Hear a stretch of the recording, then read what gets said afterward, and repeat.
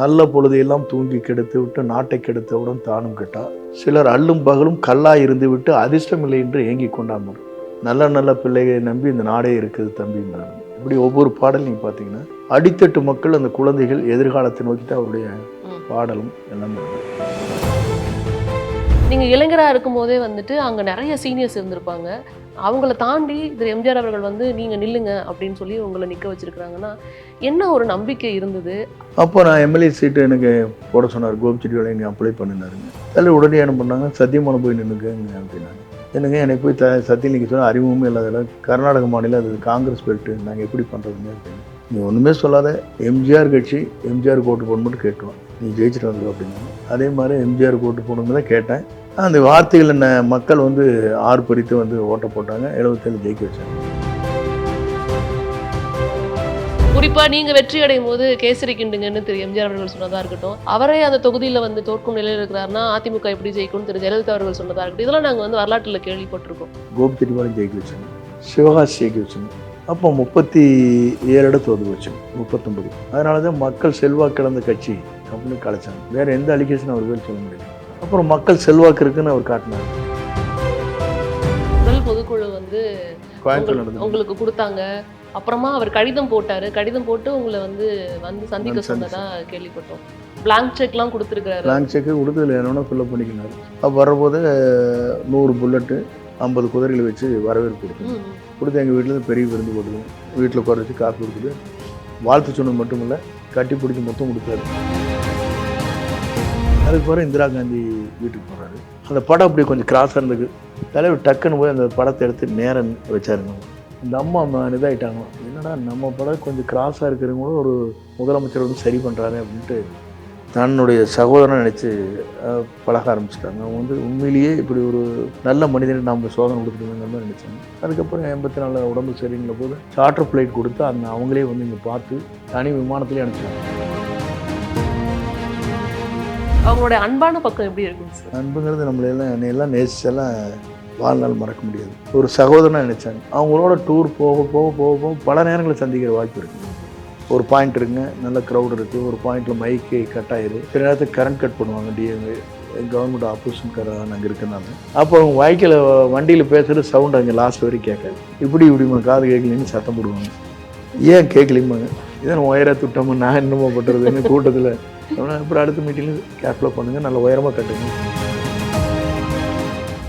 Fire media நேயர்களுக்கு வணக்கம். தற்போது நம்முடைய தமிழக வெற்றி கழகத்தின் உயர்மட்ட மாநில நிர்வாக குழுவின் தலைமை ஒருங்கிணைப்பாளர் திரு செங்கோட்டையன் அவர்கள் தான் இணைந்திருக்காங்க. பேச நிறைய விஷயங்களுக்கு பேசலாம் சார். வணக்கம்.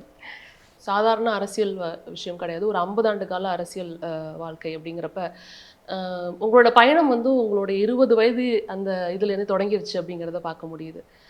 முதல்ல நீங்கள் வந்து திரு எம்ஜிஆர் அவர்களை எந்த நேரத்தில் சந்திச்சிங்க அப்படிங்கிறதுலேருந்து தொடங்கலாம்னு நினைக்கிறேன். நான் முதல்ல ஊராட்சி மன்ற தலைவராக இருந்தேன். ஊராட்சி மன்ற தலைவராக இருக்கிற போது தானே சேர்மன் மேலே நம்பிக்கையில்லா தீர்மானம் திராவிட முன்னேற்ற கழக சேர்மன் வெங்கடாஜலம் வழக்கறிஞர் இருந்தார். நாங்கள் எல்லோரும் முதல்ல அவரை ஆதரித்தோம். அப்போ திராவிட முன்னேற்ற கழகத்தில் இருந்தோம். தலைவர் பிரிஞ்சது உடனடியாக வந்து அது மாற்றம்னு சொல்லிட்டாங்க. அது காங்கிரஸுக்கு மாற்றணும். திருவேங்கடம்னு ஒருத்தருக்கு அவர் சேர்மன் ஆக்கணும்.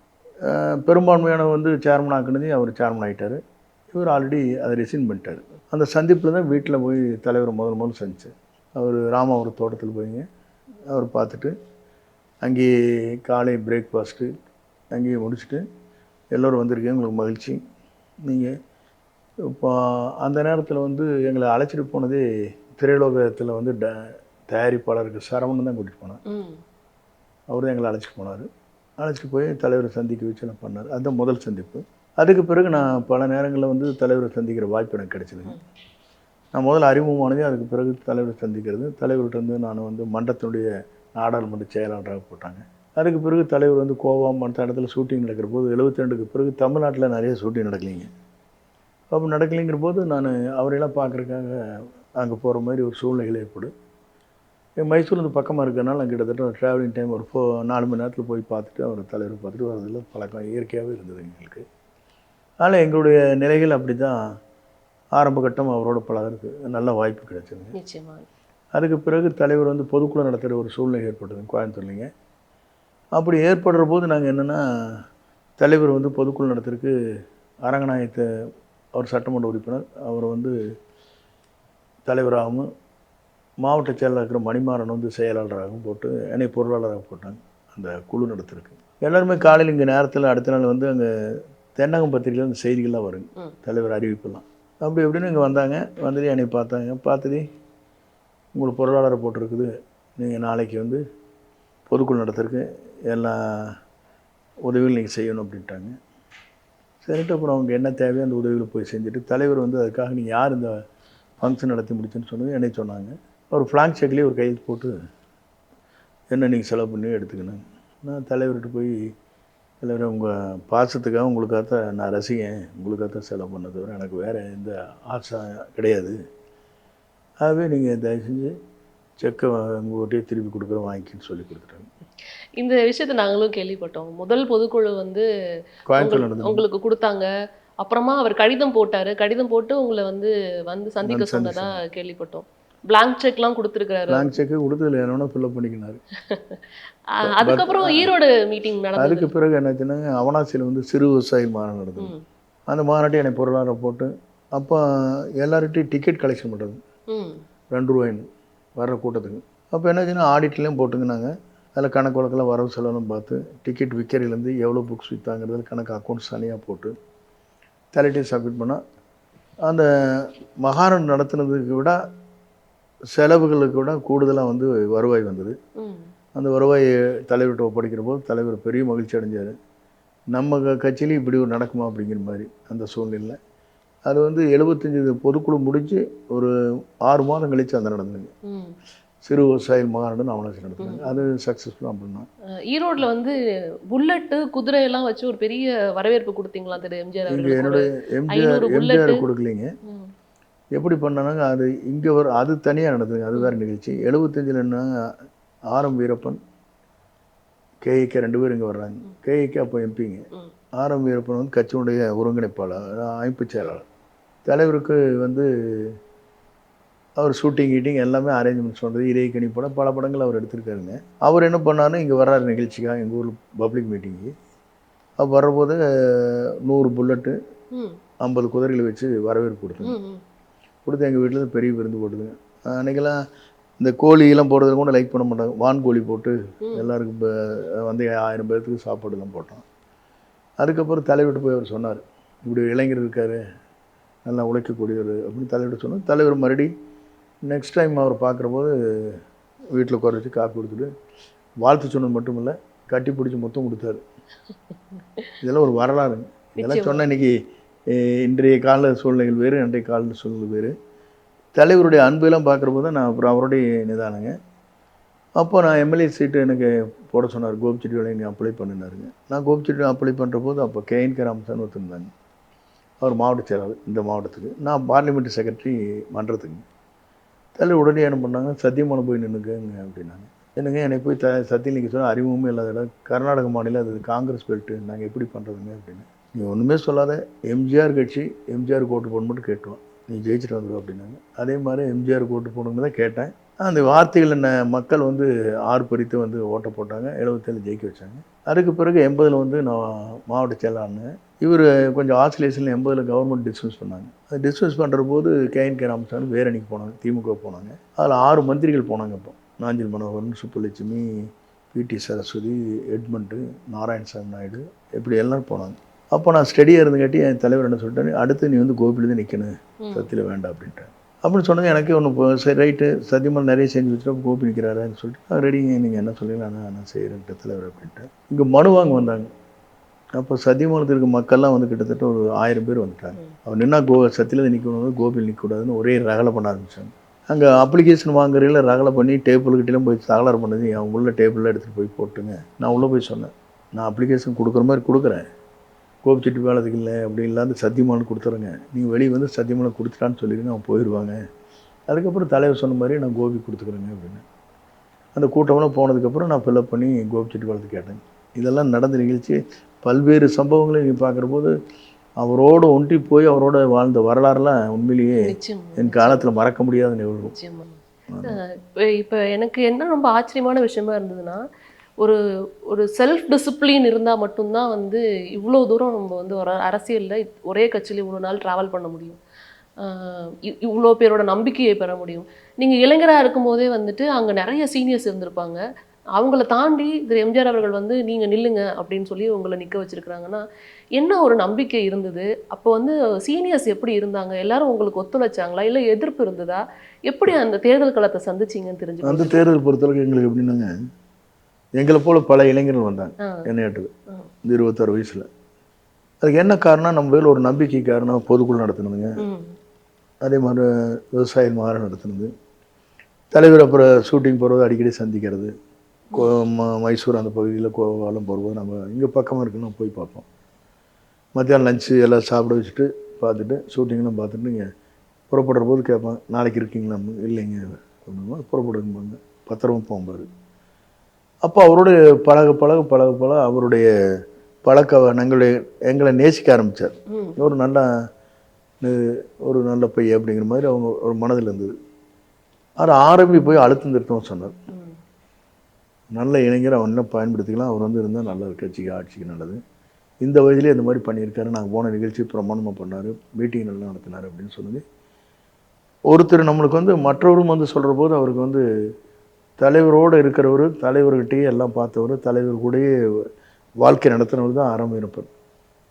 அவர் சொல்கிற போது அவருக்கு எச்சா நம்ம பேரில் இருக்கிற என் பேரில் கொடுக்கப்படும் பாசம் கூடுதலாகும். நான் அவர் மனதிலே இருந்தவங்க கூடங்க கூடுதலாக வந்து ஒருத்தர் மற்றவங்க சொல்கிற போது எச்சா சரி நல்ல பையனாக இருக்க இருக்கட்டுன்னு கொடுக்குறாரு. அதுதான் நமக்கு கிடைச்ச ஒரு வாய்ப்பு. நிச்சயமா. அவரை வந்துட்டு சீரியஸாக நிறைய பேர் பேசியிருக்கிறாங்க எவ்வளோ தூரம் இருப்பார் அப்படின்னு. அவர் ஒரு மனிதர்கள்னால் நிறைய முகங்கள் இருக்கும். ஸோ அப்படி வந்து நீங்கள் அவருடைய மற்ற முகங்களையும் பார்த்துருப்பீங்க. கொஞ்சம் காமெடியாக பேசுகிறதா இருக்கட்டும், இல்லை ரொம்ப அன்பாக காண்கிறதா இருக்கட்டும், இல்லை கோவமாக இருக்கிறதா இருக்கட்டும். அப்படி 2 தலைவர்கள்ட்டையும் நீங்கள் பார்த்த விஷயங்கள் அது ஞாபகம் இருக்கா? 2 தலைவரோடாங்க நாவல நெடுஞ்செழியன் இருந்தார், அவர் நிதியமைச்சராக இருந்தார். அப்போ எதிர்கட்சிகளுக்கெல்லாம் கேட்குறாங்க, நீங்கள் சென்ட்ரலில் போய் பணம் வாங்கி கொடுக்கக்கூடாதா? ஏன் நீங்கள் வாங்க முடியல? ஃபண்டு நிறைய வாங்கி நிறைய செய்யலாமன்னு. அப்போ அவர் ஒருத்தர் காமெடியை சொல்கிறார். உங்களுக்கு ஒன்று காமெடியை சொல்லிட்டேன்னு சொல்லி அவர் ஆரம்பிக்கிறார்.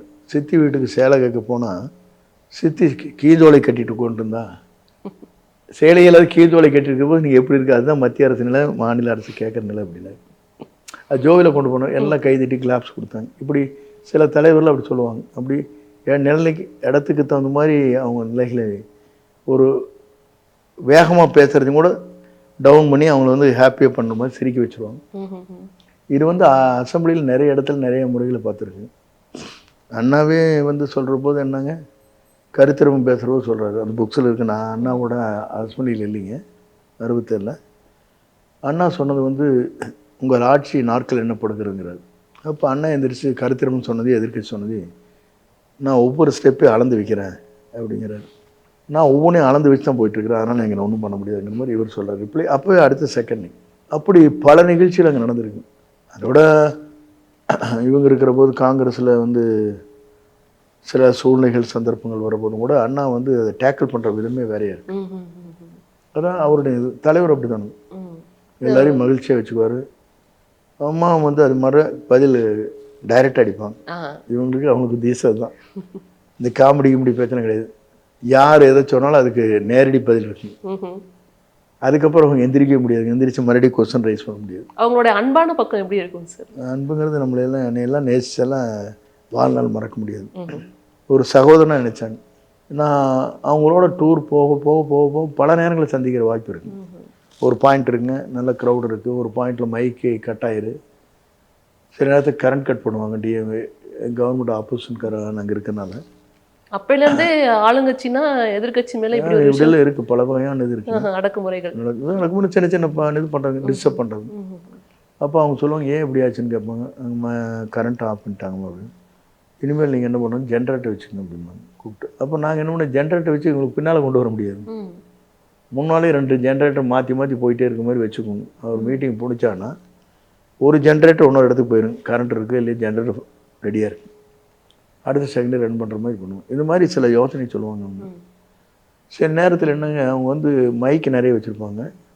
அப்படி இருக்கும்போது நீடில் ஃபுல் நீடில் வந்து பிடிக்கணும். அங்கே வந்து அங்கே வேனுக்கிட்டேங்க. அப்போ என்னாச்சுன்னா ஜனங்க வந்து கூட்டத்தில் ஒரு 10,000 பேர் 20,000 நம்ம அத்து விட்ருவானுங்க. அப்போ அவங்க வாய்க்கில் வண்டியில் பேசுகிற சவுண்ட் அங்கே லாஸ்ட் வரைக்கும் கேட்காது.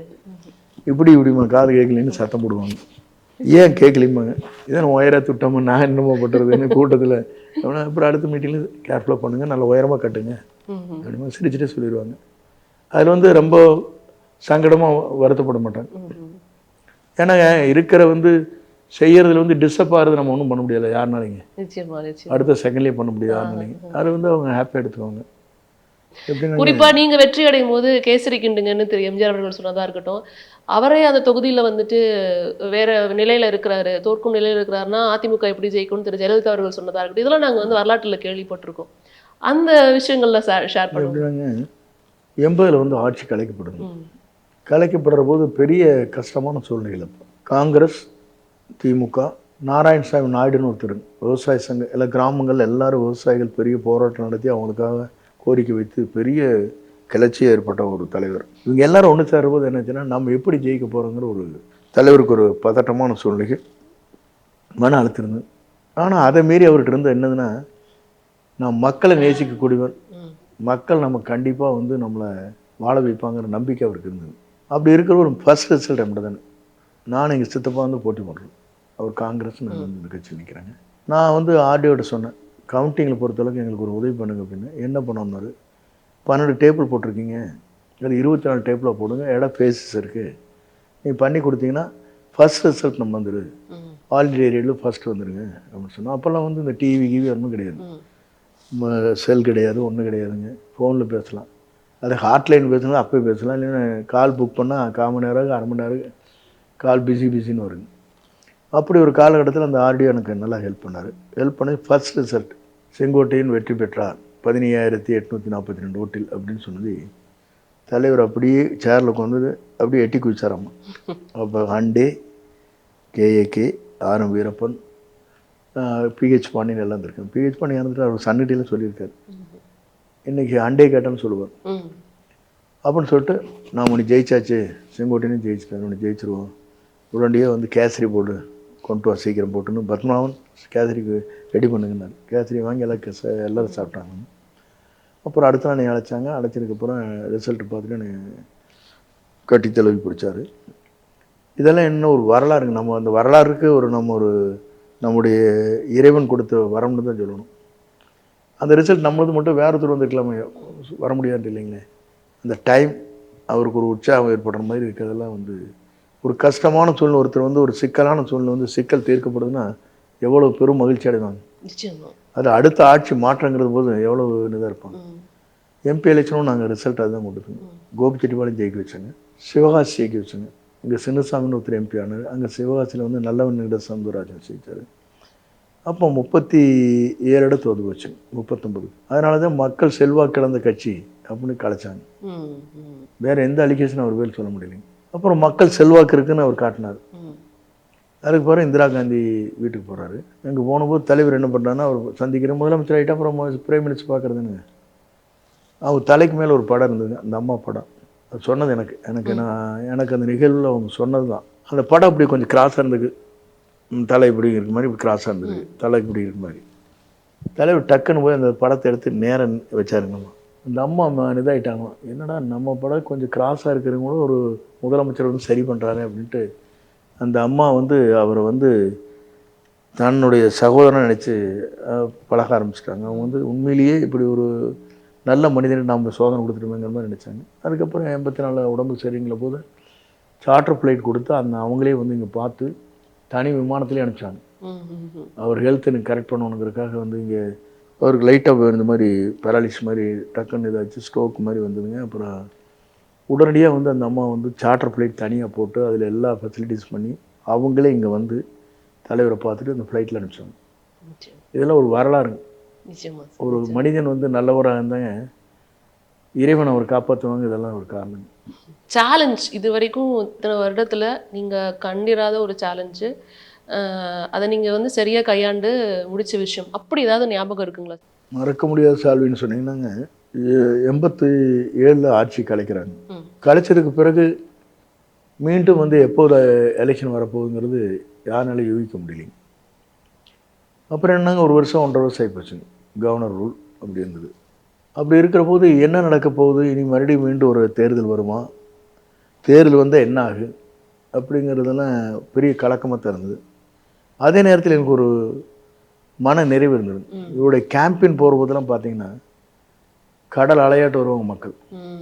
காலையில் நீங்கள் பார்த்தீங்கன்னா 2 மணிக்கு ஈவினிங் கிளம்புவோம், மத்தியானம் நெக்ஸ்ட்டு 2 மணி வரைக்கும் 88 கேம்ப் போனோம். சில நாள்லாம் 5 மணி வெடிஞ்சே போய் மக்கள்லாம் வந்து கிராமத்தில் வந்து அந்த பால் கறந்துட்டு வரவங்க போகிறவங்க, சைக்கிளில் வரவங்க, நடந்து வரவங்களாம் இருப்பாங்க. போய் அப்புறம் ரெஸ்ட் எடுப்பாங்க. எடுத்தது மறுபடியும் 12 மணிக்கெலாம் ரெடி ஆயிடுவாங்க. அப்புறம் 2 மணிக்கு கிளம்புவாங்க. இந்த மாதிரி ஒவ்வொரு நிகழ்ச்சியில் நீங்களாம் பார்க்குற போது வியக்கத்தக்க நிகழ்ச்சியாக தான் அது. ஸோ அது வந்து மறக்க முடியாத ஒரு மறக்க முடியாத நினைவில் ஒரு லீடர் இப்படி இருக்காங்க உழைக்கிறாங்கிறது ஒரு காரணம்.